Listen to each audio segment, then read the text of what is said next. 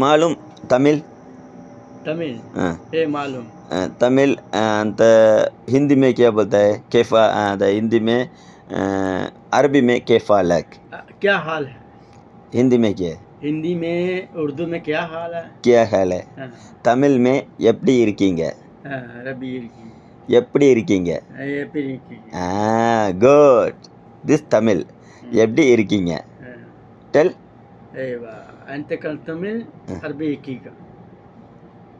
عربي كيكا எப்படி இருக்கீங்க எப்படி இருக்கீங்க குட் தமிழ் அரபி كيكا எப்படி இருக்கீங்க okay go to work go school لا خليه ولا شغل ايش فايده شغل على طول يبقى ماني بدل ما يبقى شغل لا شغل معي بس ماني يبقى بس نفس تشيك هذا تشيك بنك كم فلوس موجود بعد النوم ما في له شغل ايش فايده شغل ليش فايده شغل رو في فلوس لكن سرا في زبادي موجود في soya في زبادي في هذا جمبرة موجود ليش جبنة لا ايش هذا فوق ترتيب ايش في فوق ركب كده ليمون على توها دوسة انت يبغى دوسة كيف انت دوسة كويسة كلها معلوم جواها معلوم ايوه دوسة كويس ما في بريشر ما في شوجر ما في تنشن دوسة good no problem دوسة eat good no problem ايوه هذا يجي तुम कहता नहीं है देखो ये पड़ा हुआ है هذا امس هذا يا جديد هذا امس هذا يكسد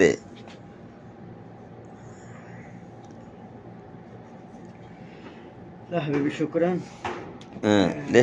ليش شكرا وين انترو لا انا شويه هنا مشكله شويه كده انت الساعة كم نوم واحد اليوم 24 hours sleeping نوم لازم نوم مو شغل ما في نوم كيف مو شغل في بزورة في بچة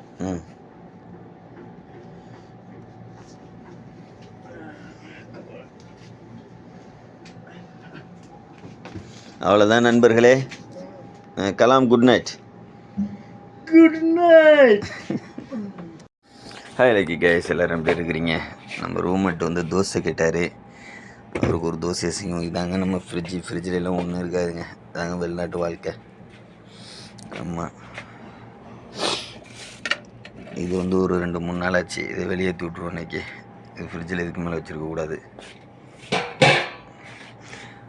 சதேக் انت يبغى دوسة يا صديق